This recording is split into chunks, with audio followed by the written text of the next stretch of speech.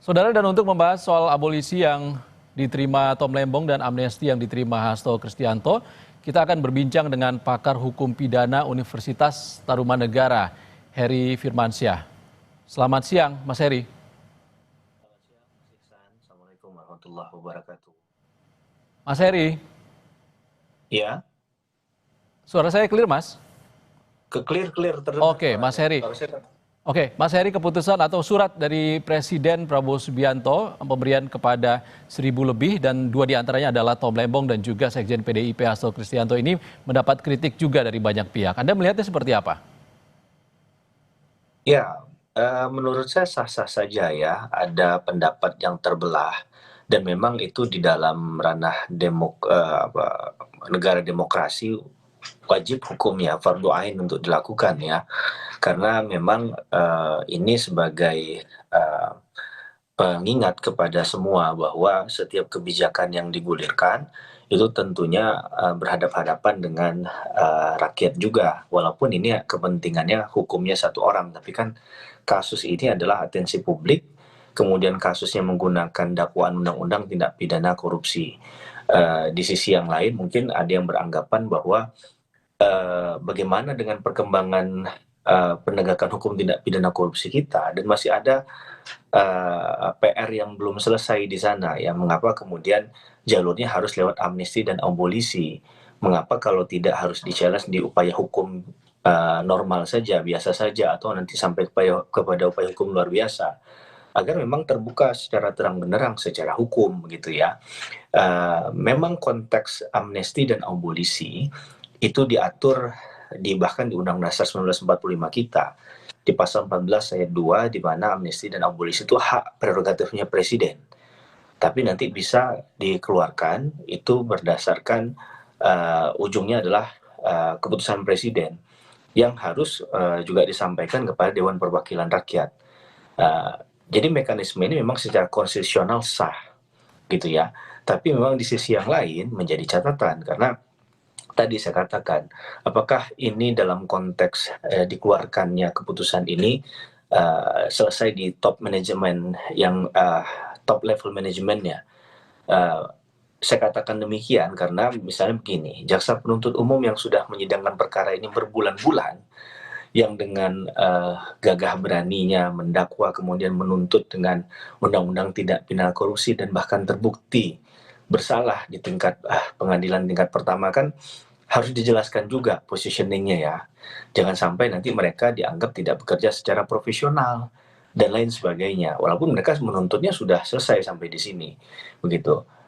Memang di kasus Tom Lembong itu dari awal saya juga ketika diundang di beberapa tempat saya sudah sampaikan memang hal yang hampir tidak lazim ditemukan khusus untuk kasus Tom Lembong yang saya bicarakannya karena memang tidak ditemukan adanya mens rea walaupun dalam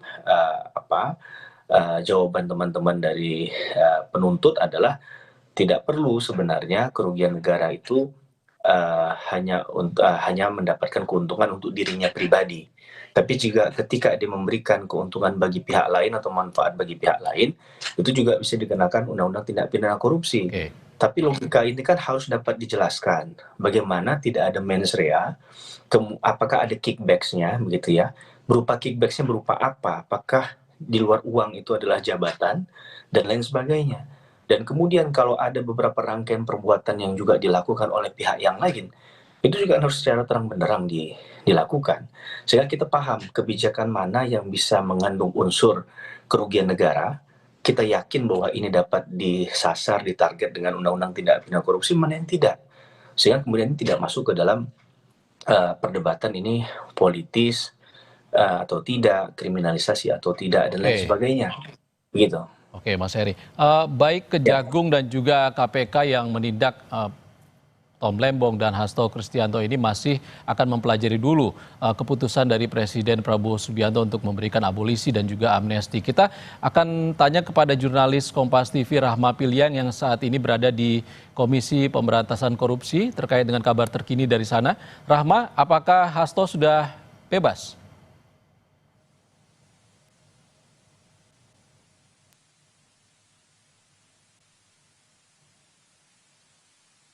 Rahma?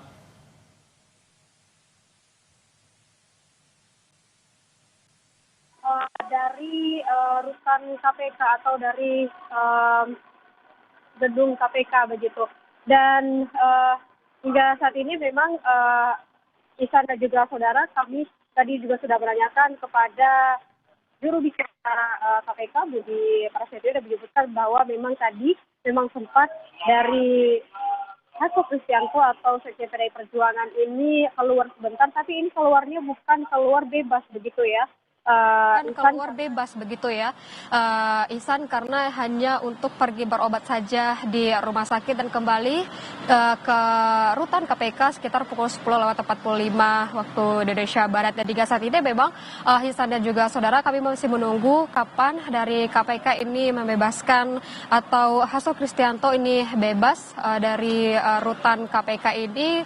Dan kami sempat menanyakan tadi kepada juru bicara KPK dan juga disebutkan bahwa Ihsan hingga saat ini dari KPK ini belum menerima surat keputusan yang disebutkan Hasto Kristianto ini menerima amnesti dari Presiden Prabowo Subianto. Dan juru bicara KPK Budi Prasetyo menyebutkan kalau sekiranya dari surat tersebut telah diterima KPK, maka KPK ini akan langsung membebaskan atau langsung memproses pembebasan Hasto Kristianto, dan maka hukum terhadap Hasto Kristianto ini sudah dihentikan begitu, Ihsan dan juga saudara. Tapi hingga kini belum ada informasi kalau dari KPK ini sudah menerima surat Kepres, maksud kami begitu ya, Ihsan. Dan hingga saat ini kami masih menunggu apakah akan diberikan hari ini dan akan dibebaskan Hasto Kristianto langsung hari ini atau kapan, kami masih harus perlu mengkonfirmasi kembali, Ihsan. Baik, KPK hingga saat ini belum menerima surat terkait dengan amnesti yang diberikan Presiden Prabowo kepada Hasto Kristianto. Terima kasih, Rahma dari gedung KPK. Kita bergeser ke rutan Cipinang. Ada jurnalis Kompas TV Clara di sana yang saat ini mengabarkan kondisi terkini penjemputan Tom Lembong oleh sahabatnya Anies Baswedan dan juga istrinya Siska Wiharja yang menjemput ke rutan Cipinang. Clara, apakah Tom Lembong sudah proses dibebaskan?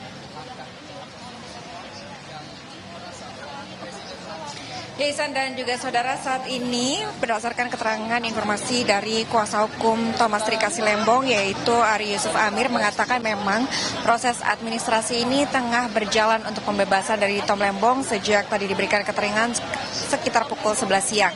Dan hingga saat ini masih menunggu terkait dengan proses administrasi yang tengah berjalan, dan sama-sama kita akan menantikan apakah kemudian akan dibebaskan segera ataupun pada jam berapa, ini masih dinantikan bersama-sama. Namun Ihsan dan juga saudara, seperti yang terlihat saat ini di belakang saya ini sudah sangat ramai dengan simpatisan kepada mantan Menteri Perdagangan Thomas Trikasi Lembong yang sama-sama mengawal untuk kemudian menantikan juga bersama-sama Tom Lembong ini keluar ataupun dibebaskan dari penjara.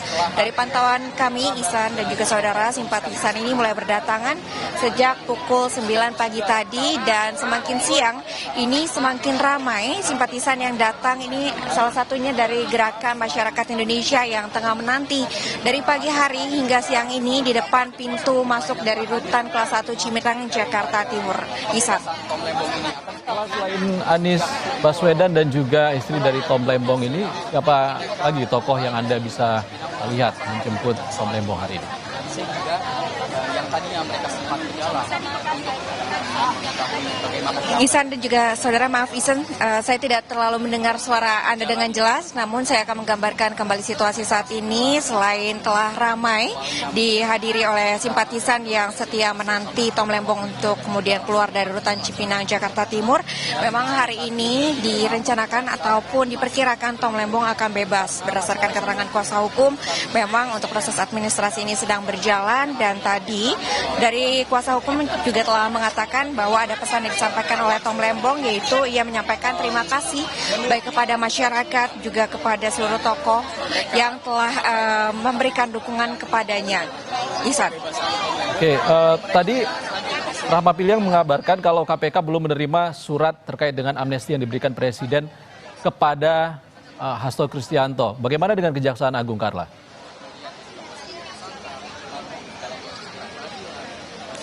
Untuk saat ini berdasarkan keterangan dari kuasa hukum memang surat keterangan Presiden terkait dengan abolisi untuk Thomas Trikasi Lembong ini masih dinantikan. Memang tadi penjelasannya diperkirakan siang ini surat tersebut akan turun dan juga akan ditandatangani sehingga Thomas Trikasi Lembong ini dapat kemudian keluar dari rutan Cipinang, Jakarta Timur. Tadi juga sempat disampaikan terkait dengan abolisi ini memang Ihsan dan juga saudara, untuk abolisi sendiri ini adalah proses penghentian proses hukum yang tengah berjalan ataupun dalam kasus ini telah mencapai vonis untuk kasus dari dugaan korupsi impor gula yang melibatkan Thomas Trikasi Lembong. Dan dengan adanya abolisi ini maka seluruh perkara ataupun proses hukum yang tengah berjalan maupun vonis yang telah diberikan ini tidak lagi berlaku dan juga dianggap perkara tersebut tidak pernah ada dengan diberikannya abolisi ini. Abolisi ini diusulkan oleh Presiden Republik Indonesia Prabowo Subianto kepada DPR RI untuk kemudian diberikan pertimbangan, dan pada tanggal 31 Juli ini DPR RI telah menyetujui usulan pertimbangan abolisi yang disampaikan oleh Presiden Prabowo Subianto. Namun Ihsan dan juga saudara, untuk proses pembebasannya ini memang membutuhkan proses administrasi. Salah satunya adalah turunnya surat keputusan Presiden terkait dengan abolisi yang saat ini juga masih dinantikan untuk kemudian diberikan kepada rutan Cipinang, Jakarta Timur, sehingga nantinya menjadi syarat untuk pembebasan dari Tom Lembong. Ihsan. Jurnalis Kompas TV Claudia Carla, kami masih menantikan informasi Anda dari rutan Cipinang. Terima kasih Carla. Saudara, kita masih membahas terkait dengan amnesti dan abolisi yang diberikan oleh Presiden Prabowo Subianto bersama dengan pakar hukum pidana Universitas Tarumanegara, Heri Firmansyah. Mas Heri masih bersama kami? Ya, masih San. Mas Heri, ada dua hak prerogatif Presiden Prabowo yang diberikan, adalah abolisi dan juga amnesti kepada dua orang yang berbeda. Kenapa harus berbeda?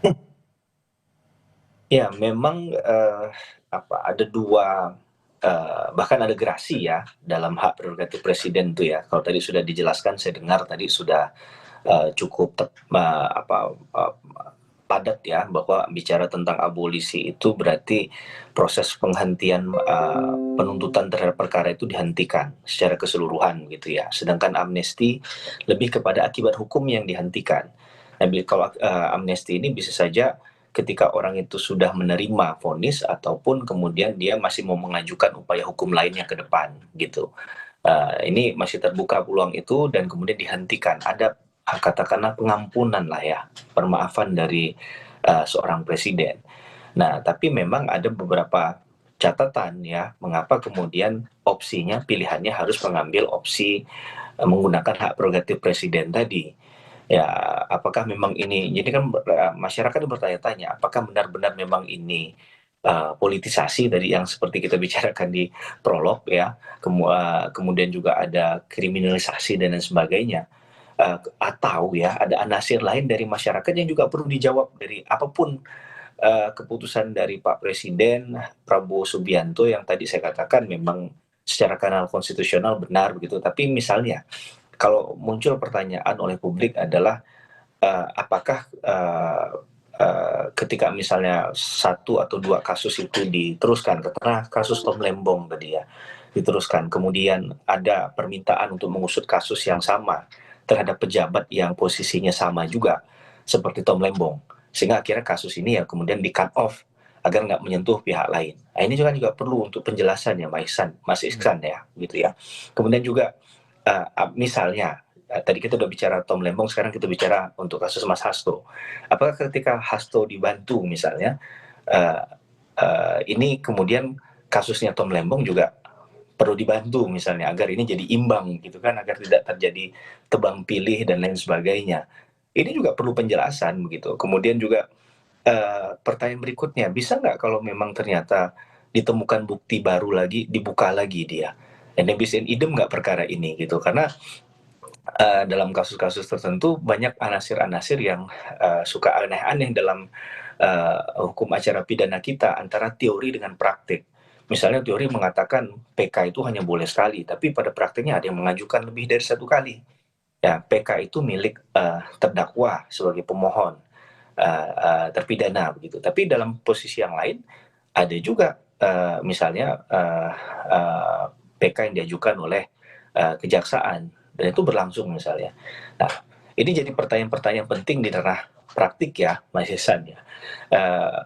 Apakah amnesti itu khusus misalnya juga untuk kasus-kasus politik misalnya? Kemudian apa sih kriteria kasus politik? Apakah kasus Hasto tadi masuk dalam kasus politik? Kan begitu. Karena misalnya kasus politik yang clear itu kan misalnya ada berkaitan dengan keamanan negara dan lain sebagainya. Mungkin juga makar di dalamnya begitu ya. Apakah dalam konteks ini itu juga masuk ke situ? Kita pernah ingat memang ada kasus penggunaan yang kasus non politis lah, di kasus Baik Nuril kalau saya nggak salah dulu ya, berapa tahun yang silam itu Pak Joko Widodo juga pernah menggunakan opsi hak prerogatifnya berupa amnesti, pengampunan tadi. Nah, tapi kan ketika ini disasar dengan dijerat dengan Undang-Undang Tipikor, yang saya khawatirkan itu adalah orang jadi berpikir kok sekelas misalnya KPK nanganin perkara kok masih bisa seperti ini begitu. Ini juga berimbas pada kasus-kasus yang ditangani oleh Kejaksaan Agung maupun KPK di perkara-perkara yang lain juga. Jadi harapan kita apapun yang diambil langkahnya itu adalah jalan terbaik ya. Memang itu putusan terbaik. Memang nggak bisa menyenangkan setiap orang begitu. Dan tentu ini pasti membahagiakan sekali buat Tom Lembong dan keluarga begitu ya, dan juga Mas Hasto dan keluarga begitu kan. Tapi di sisi yang lain masih banyak juga yang sebenarnya celah atau lubang yang ditemukan dalam pendekatan kebijakan ini ya, yang perlu dijelaskan pemerintah. Intinya pengadilan itu bukan tempat mengeksekusi orang, Mas Iksan, tapi bagaimana kemudian menemukan keadilannya dan memberikan keadilan pada orang yang seharusnya memang dia tidak bersalah ya harus dibebaskan. Kalau dia memang bersalah ya harusnya dihukum. Sesimpel itu, sesederhana itu. Nah, tapi dalam kasus ini kan sudah berbulan-bulan prosesnya ya. Kita tahu bahkan kasus Harun Masiku itu udah dibicarakan udah lama, Mas Iksan. Dan munculnya nama Hasto juga udah lama didengungkan begitu. Kemudian ini kan anti klimaks kali nih. Ya, ini saya rasa juga perlu pemerintah mungkin memberikan penjelasan ya, narasi-narasi yang jelas agar masyarakat juga tercerdaskan dan yakin bahwa memang ke depan bukan hanya untuk Tom Lembong dan juga Hasto saja, abolisi dan amnesti itu terbuka lebar, bahkan secara cepat diproses begitu ya kan, nggak lama dari putusan ini ya Mas Ihsan ya. Kemudian ada proses surat presiden dibuat, diterima oleh DPR, dibahas, dan mungkin sebentar lagi akan keluar produk hukumnya berupa keputusan presiden. Yang kita inginkan adalah adanya justice for all saja, ya, keadilan itu bagi semua, gitu. Bukan hanya untuk segelintir, untuk satu atau kelompok orang, karena punya akses ke sana misalnya. Kalau saya dari sisi netral melihat itu dan tidak berusaha untuk lebih jauh mengkritisi bahwa apakah ini benar atau tidak, tapi hal-hal yang mungkin saja muncul ya dari konteks masyarakat inilah yang saya rasa perlu untuk mendapatkan hak hukumnya ya, informasi yang tepat, yang sesuai ya. Mengapa kemudian pilihan-pilihan tadi dilakukan gitu, karena kasusnya sudah menyita perhatian publik sudah terlalu lama begitu ya. Kasus ini bahkan di beberapa stasiun TV kan disiarkan secara eksklusif begitu Mas Iksan. Oke, hal-hal yang kemungkinan muncul itu tadi Anda katakan, baik kasus yang menimpa Tom Lembong maupun Hasto ini masih bergulir, ada proses banding di sana, ada juga penyidikan ataupun pengejaran terhadap buron Harun Masiku di kasus yang menimpa Hasto. Anda melihatnya bagaimana ini untuk ke depannya? Itu yang benar Mas Ihsan sampaikan, itu adalah silang sengkarut ke depannya. Jadi jangan sampai kita hanya melihat fase ini saja bahwa ini selesai begitu. Bahwa benar di kasusnya Harun Masiku harus bagaimana kemudian? Apakah kemudian dipisah akhirnya dipilah-pilih hanya Harun Masiku saja yang nanti akhirnya diproses misalnya di pengadilan kan? Mumpung ini juga di orangnya belum ketemu kan? Nah, ini bagaimana tanggung jawab untuk perkara berikutnya? Saya rasa juga perlu penjelasan ya dari pihak yang menangani perkara ini. Apakah nanti setelah dipelajari misalnya keputusan presidennya ataupun surat dari ataupun apapun lah bentuk produk yang disampaikan kepada masing-masing instansi yang menangani perkara ini, ya dia harus ada penjelasan kepada publik bagaimana terhadap hal ini gitu. Apakah kemudian kasusnya akan diteruskan atau ditutup demi hukum misalnya. Karena agak tidak adil juga, ada beberapa pihak yang dikenai tindakan, dikenai pertanggungjawaban pidana, tapi di sisi yang lain ada orang yang tidak. Kalau dalam konsep pasal misalnya menggunakan pasal penyertaan, pasal 55 KUHP, Delming, ya satu bersalah bisa saja yang lain menjadi bersalah juga. Satu tidak bersalah, yang lain juga menjadi tidak bersalah. Kan itu saya rasa lebih fair ya menilai, karena dianggap dalam satu berkas itu, dalam satu perkara mereka bersama-sama melakukan satu tindak pidana. Kan begitu.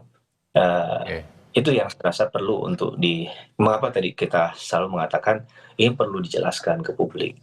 Memang tadi udah kita sampaikan berkali-kali, ini hak prerogatif nggak bisa dilawan sebenarnya. Kalau kita ditanya bagaimana tentang hak prerogatif, ya hak prerogatif begitu. Baik. Apa yang mau dikatakan tentang hak prerogatif, tapi penggunaan terhadap hak prerogatif ini kan memang harus hati-hati, karena tetap bagaimanapun itu tidak berdiri sendiri, tidak bisa mandiri secara ultimate begitu ya. Ada pertanggungjawaban hukum, pertanggungjawaban kepada masyarakat ya, secara luas, baik yang memiliki intensi yang sama maupun yang tidak, di luar dari itu ya, yang hanya mengikuti kasusnya saja. Sehari-hari mengkonsumsi itu, kemudian menceritakan, membahas, tiba-tiba ini kan kontraproduktif ini ya, terhadap upaya yang dilakukan berbulan-bulan bahkan bertahun-tahun dalam proses ikhtiar menemukan keadilan dan membuka kotak Pandora dari suatu perkara hukum.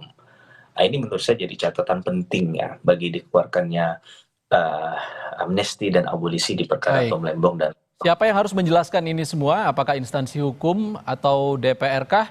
Jangan dijawab dulu Mas Heri, nanti kita kembali lagi usai jeda. Baik.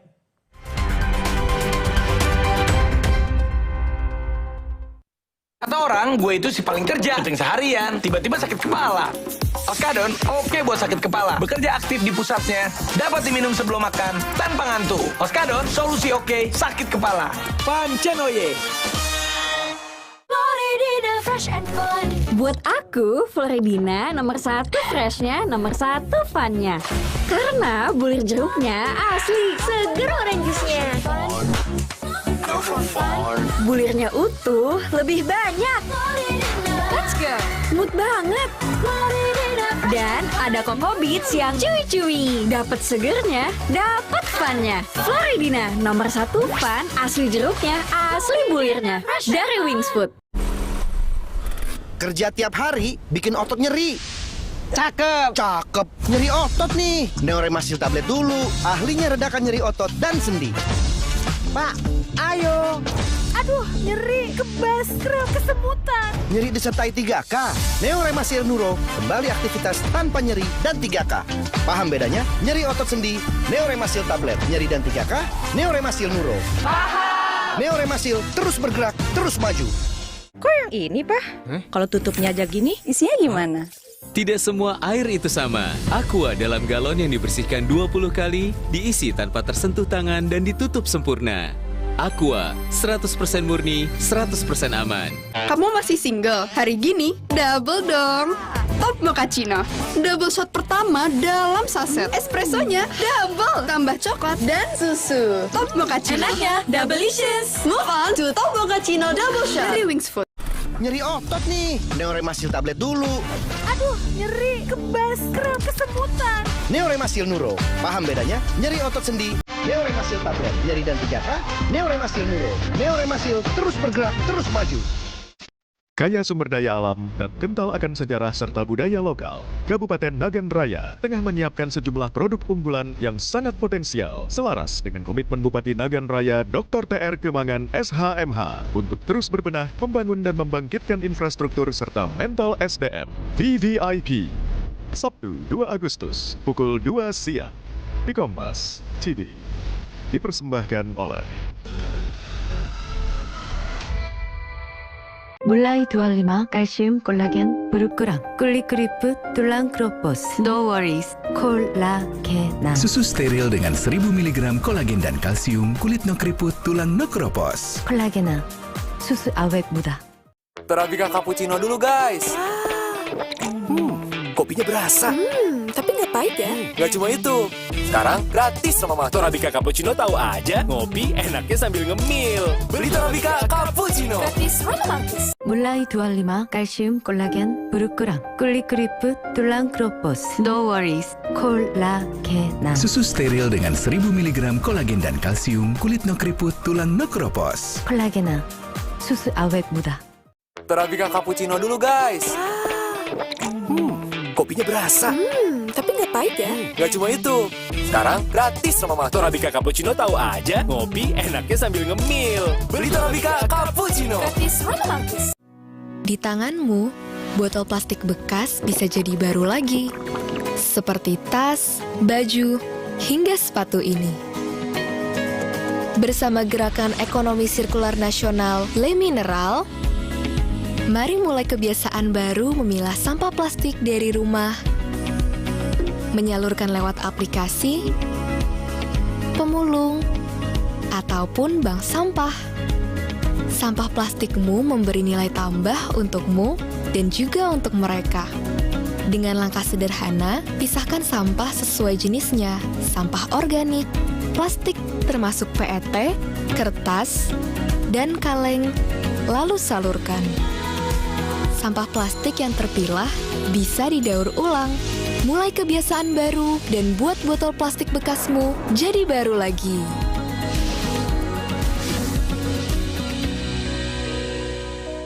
Torabika Cappuccino dulu guys. Kopinya berasa. Tapi nggak pahit ya? Nggak cuma itu.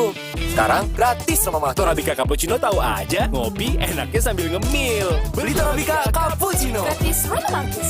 Sayang, nanti tuh Mantan Menteri Perdagangan belum juga terlihat keluar dari rutan Cipinang setelah mendapatkan abolisi dari Presiden Prabowo Subianto. Dan saat ini mantan Gubernur DKI Jakarta Anies Baswedan dan juga istri dari Tom Lembong, Maria Francisca Wiharja, sudah memasuki rutan Cipinang untuk proses penjemputan Thomas Trikasih Lembong. Kita kembali berbincang dengan pakar hukum pidana, Heri Firmansyah. Mas Heri. Mas Heri. Ya. Tadi ada pertanyaan menggantung, Mas. Siapa yang harus menjelaskan presiden ataupun hal-hal yang bisa timbul setelah pemberian abolisi ataupun amnesti kepada dua tokoh ini? Yang pasti adigium yang umum begini Mas, bagi pihak yang merasa menang atau menang nggak perlu menjelaskan, yang kalah ini yang perlu menjelaskan, biasa begitu kan. Maka kalau kita lihat dari struktur hasilnya nanti, maka tentunya harus menjelaskan pihak-pihak pertama yang mengambil keputusan itu, mengeluarkannya, yang kedua yang dikenai putusannya tadi. Ya berarti pihak yang dianggap dalam tanda petik ya kalah begitu ya dalam perkara ini karena tidak berhasil membuktikan tadi. Nah, ini kan jadi bingungnya kita di situ. Ini artinya Kejaksaan Agung dan KPK? Kejaksaan Agung dan KPK kan masih mempelajari tadi kan, nah, maka dia juga harus menjelaskan apa hasil dari yang dipelajari tadi, apakah memang sesuai dengan kaidah ketentuan undang-undang, karena mereka juga punya hak untuk, bahkan menurut saya punya hak untuk menjawab atau menjelaskan tadi ya, walaupun di dalam undang-undang nggak diatur secara rigid bentuk haknya seperti apa, bagaimana mekanisme hak itu mereka sampaikan. Tapi setidak-tidaknya ini kan ada bagian yang masuk akal ya untuk penjelasannya teman-teman Kejaksaan Agung yang dimana kasusnya sedang mengupayakan banding juga. Nah terhadap bandingnya sendiri seperti apa? Maka pertanyaan itu dan penjelasannya plus jawaban-jawaban yang detail tadi perlu disampaikan secara langsung kepada masyarakat karena momentumnya pas begitu Mas Iksan ya, karena kalau tidak dijelaskan ini seakan-akan ya sudah selesai begitu, walaupun ya mungkin dianggap bahwa DPR itu adalah perwakilan rakyat ya, bahwa ya, berarti kalau DPR sudah ketok palu ya cukup begitu. Ya menurut saya tidak begitu ya dalam kita berpikir tentang bernegara. Apalagi kita dalam hal ini adalah kasus hukum, sekali lagi dengan menggunakan undang-undang tipikor loh Mas, dan di pengadilan tingkat pertama dua-duanya terbukti begitu Walaupun ya terlepas dari ini benar atau tidak, ada politisasi atau tidak, saya rasa teman-teman yang menyidangkan perkara ini belum tentu tahu semua, atau bahkan semua tidak ada yang tahu berkaitan dengan awal mula perkara ini ada unsur politis atau tidak. Mereka ya bekerja saja kan secara profesional. Yang ingin saya selamatkan adalah semangat pemberantasan korupsinya saja, begitu ya. Dan juga memang perlu kehati-hatian dalam penanganan tindak pidana korupsi. Jangan sampai hukum secara umum itu digunakan sebagai alat untuk menjegal pihak yang tidak disukai. Baik, Mas Heri, kita tahan dulu Mas Heri. Kita ke